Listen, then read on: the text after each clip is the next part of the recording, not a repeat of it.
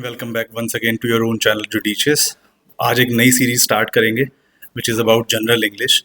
और पहला टॉपिक जो इसमें हम कवर करने वाले हैं वो है basic introduction about the tenses that we have in English grammar.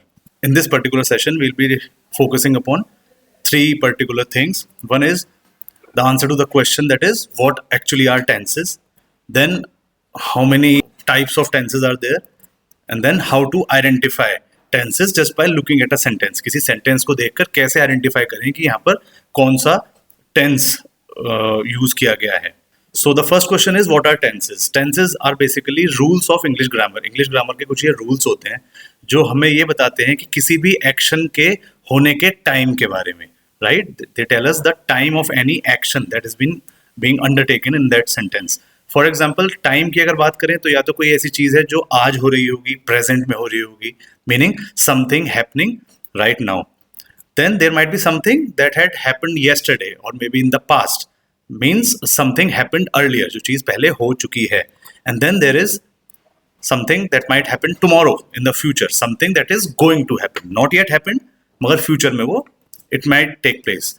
For example एक ही चीज है यहाँ पर, वॉकिंग के ऊपर ये तीन सेंटेंस है.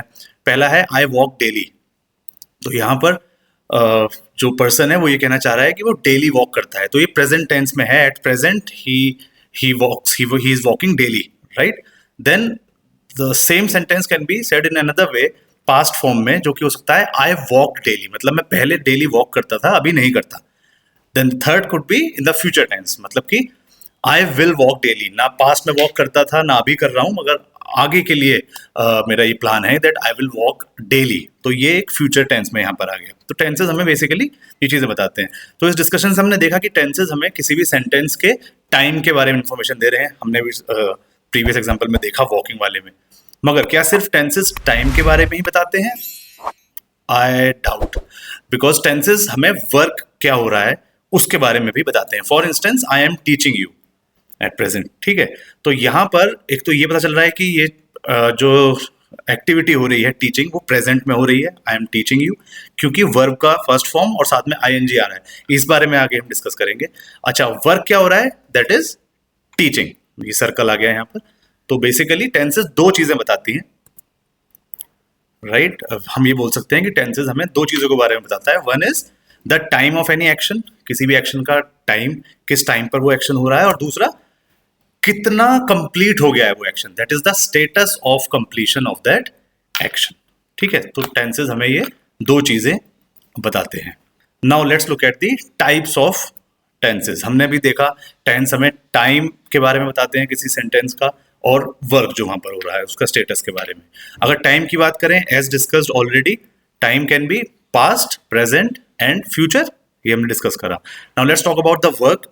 तो वर्क की अगर हम बात करें, right, so the work that is being undertaken in any sentence, वो या तो कंटिन्यूस हो सकता है, मतलब काम स्टार्ट हो चुका है मगर अभी पूरा नहीं हुआ है, इट इज ऑनगोइंग, ठीक है. Second is perfect. परफेक्ट कोई भी काम हम तब बोलते हैं जब वो 100% परफेक्शन के साथ कंप्लीट हो जाए. तो परफेक्ट वो उस सेंटेंस में आएगा, उस टेंस में, उस सेंटेंस में यूज करेंगे जहां पर काम पूरा हो चुका है. थर्ड इज इंडेफिनिट, मतलब कि ये अनिश्चित है, there is no clarity whether the work is under progress, अभी चल रहा है या कंप्लीट हो चुका है, कुछ क्लैरिटी नहीं है. और लास्ट है परफेक्ट कंटिन्यूअस. ये एक ऐसा टेंस है जो बस जबरदस्ती के लिए टेंस में हमने यहाँ पर इसको यूज कर रखा है.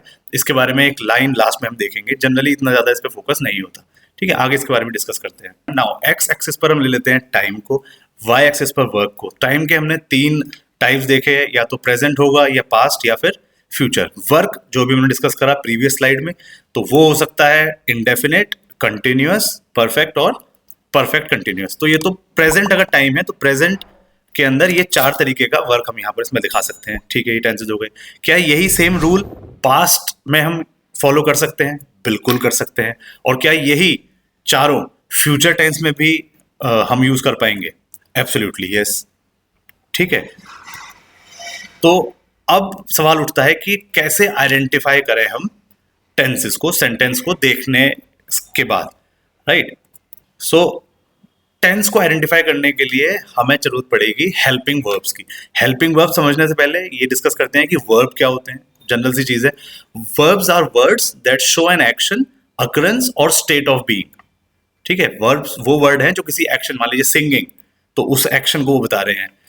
अकरेंस, समथिंग इज डेवलप्ड, और समथिंग एग्जिस्ट्स, उसकी स्टेट ऑफ बीइंग। ये सारी चीजें वर्ब बताते हैं। हेल्पिंग वर्ब क्या बताते हैं? हेल्पिंग वर्ब वो भी एक वर्ब है, मगर वो मेन वर्ब से पहले आता है किसी भी सेंटेंस के अंदर। ठीक है, तो हमें अगर टेंसेस को आइडेंटिफाई करना है तो हम इन हेल्पिंग वर्ब्स का यहाँ पर सपोर्ट लेंगे। कैसे, अभी देखते हैं। हमने देखा टाइम, प्रेजेंट, पास्ट और फ्यूचर था। अब आएंगे आपके सामने कुछ हेल्पिंग वर्ब्स जो आपको बता देंगे कि ये इस सेंटेंस का टाइम क्या है, प्रेजेंट, पास्ट या फ्यूचर है। ठीक है, तो प्रेजेंट में अगर ये जो वर्ड डू या डज, इज, एम, आर या हैज, हैव, अगर किसी सेंटेंस में हेल्पिंग वर्ब ये आ रहा है तो वो प्रेजेंट टेंस के हो गए। अगर डिड, वॉज, वर या हैड आता है तो यानी कि ऐसे सेंटेंस का जो टाइम होगा वो है पास्ट टेंस। सिमिलरली फ्यूचर में अगर बात करें, विल, शैल या फिर विल हैव या शैल हैव अगर कहीं पर आ रहा है तो वो फ्यूचर टेंस का सेंटेंस है। एक एग्जांपल से क्लैरिटी हो जाएगी। एक सेंटेंस है, he does not understand English. तो यहां पर जो डज वर्ड आ गया ये हेल्पिंग वर्ब है, और आपको सामने दिख रहा है कि ये कहां पर है, ये प्रेजेंट टेंस का सेंटेंस हो गया। ऐसे ही हमें बाकी भी आइडेंटिफाई करने हैं। सो कंटिन्यूइंग आवर डिस्कशन, अभी तो हमने देखा टाइम कैसे आइडेंटिफाई करें, पास्ट, प्रेजेंट या फ्यूचर। अब आइडेंटिफाई करना सीखते हैं वर्क को कैसे आइडेंटिफाई करें, जो काम हो रहा है। एग्जाम्पल पिछले वाले लेंगे, he does not understand English, ये हमारा स्टेटमेंट था। इसमें हेल्पिंग वर्ब कौन सा था? डज, यही था बिल्कुल। और अंडरस्टैंड जो वर्ड है इस सेंटेंस में वो था हमारा मेन वर्ब, जिसको हम एमवी से डिनोट करेंगे। तो मेन वर्ब की हर जगह 3 फॉर्म्स होती हैं, राइट? मेन वर्ब की 3 फॉर्म्स होती हैं। फॉर एग्जाम्पल अगर वर्ड है गो, तो उसकी जो 3 फॉर्म्स होंगी, form number 1 would be go, form number 2 went और फॉर्म नंबर 3 होगा गॉन। ठीक है, तो अब कैसे आइडेंटिफाई करें? अगर मेन वर्ब की किसी भी सेंटेंस के अंदर फर्स्ट फॉर्म है MV1, तो यानी कि ये इनडेफिनेट का सेंटेंस है। वर्क, ध्यान याद रखिएगा, जब पहले हमने कैटेगराइज करा था तो वहां पर वर्क को जो हमने कैटेगराइजेशन था उसमें इनडेफिनेट था। तो मेन वर्ब की जब फर्स्ट फॉर्म होगी तो इनडेफिनेट, और अगर मेन वर्ब की फर्स्ट फॉर्म के साथ ING लगा हुआ है, मान लीजिए reading, coming, going, listening, teaching या वॉचिंग, तो ये आ जाएगा हमारा कंटिन्यूअस टेंस। ये क्लियर है? इसके अलावा अगर मेन वर्ब की थर्ड फॉर्म है तो इसका मतलब है कि वो परफेक्ट टेंस का सेंटेंस हो जाएगा। यहां पर हम एक परफेक्ट कंटिन्यूअस टेंस को एक बार बस लास्ट में डिस्क्राइब कर देते हैं।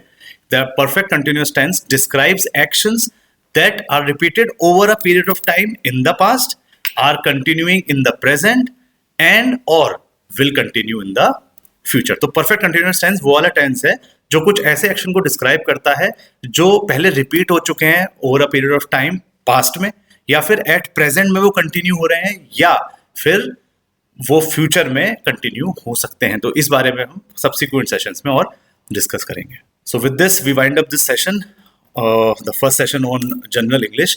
आगे कंटिन्यू करते रहेंगे, और इस वीडियो के डिस्क्रिप्शन में मैं लिंक दे दूंगा एक फाइल का, जिसके अंदर कॉमन जो हमारे एक्शन वर्ब्स होते हैं उनके तीनों फॉर्म्स वहां पर आपको मिल जाएंगे जो जनरली यूज होते हैं फॉर ईज ऑफ अंडरस्टैंडिंग। कोई कंफ्यूजन हो तो आप वहां से उनको रेफर कर सकते हैं।